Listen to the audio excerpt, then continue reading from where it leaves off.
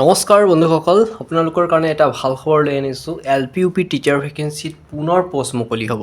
এইবাৰ আপোনাৰ প্ৰায় 5000+ LPUP টিচাৰ ভেকেঞ্চি পষ্ট মুকলি কৰা হ'ব।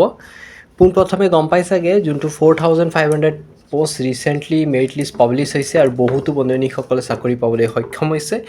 যিসকলে পোৱা নাই তেওঁলোকৰ কাৰণে বহুত এটা ভাল খবৰ, আৰু যিসকলে আগন্তুক দিনত টিচাৰ হ'ম বুলি ভাবিছে তেওঁলোকৰ কাৰণেও এটা ভাল খবৰ। পুনৰ আপোনাৰ LPUP টিচাৰ ভেকেঞ্চিৰ ক্ষেত্ৰত 5000+ ভেকেঞ্চি মুকলি হ'ব। ইয়াৰ এতিয়া মেইন কথাটো হ'ল যে আকৌ যোনটো মেৰিট লিষ্টত নাম আহিব 5000ত, ইয়াত কেনেধৰণৰ কাট অফ ৰেংকটো থাকিব সেই সম্পৰ্কে আপোনালোকৰ ডিছকাশ্যন কৰিম।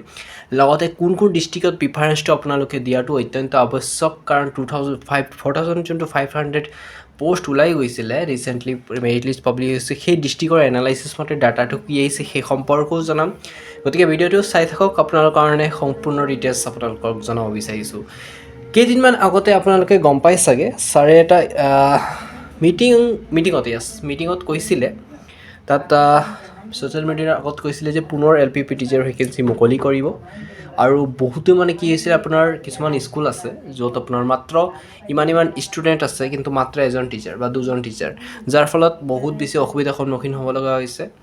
আৰু ছাৰে কৈছে যে আগন্তুক 3 বছৰ পৰ্যন্ত 3 ইয়াৰ ভিতৰত আপোনাৰ প্ৰায় 55,000+ আপোনালোকৰ গ্ৰেজুৱেট LPUP টিচাৰ গোটেইখিনিৰ পষ্ট মুকলি কৰিব।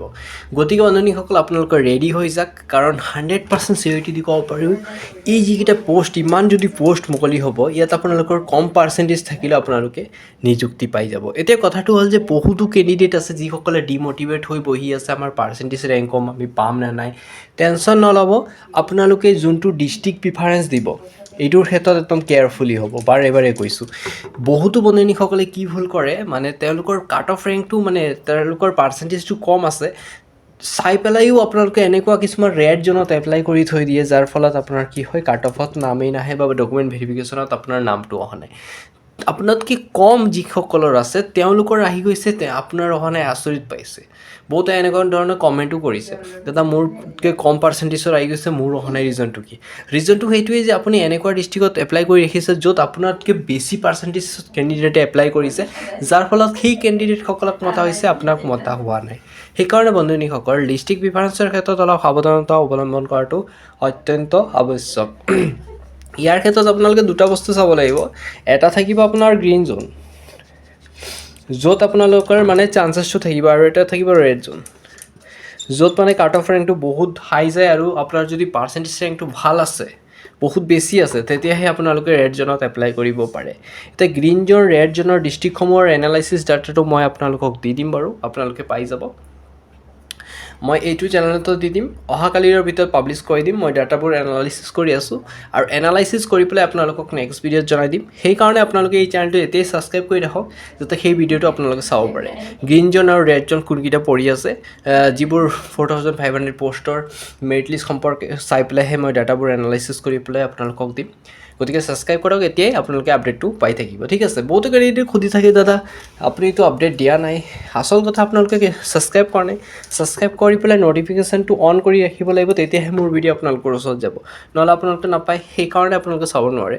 এতিয়া কথাটো হ'ল যে যোনটো 5000 পষ্ট আহিব, এইটো কেতিয়া আহিব? এইটো আপোনালোকে ইলেকশ্যনৰ অতি শীঘ্ৰে, ইলেকশ্যনৰ আগে আপোনালোকক মুকলি কৰি দিয়া হ'ব।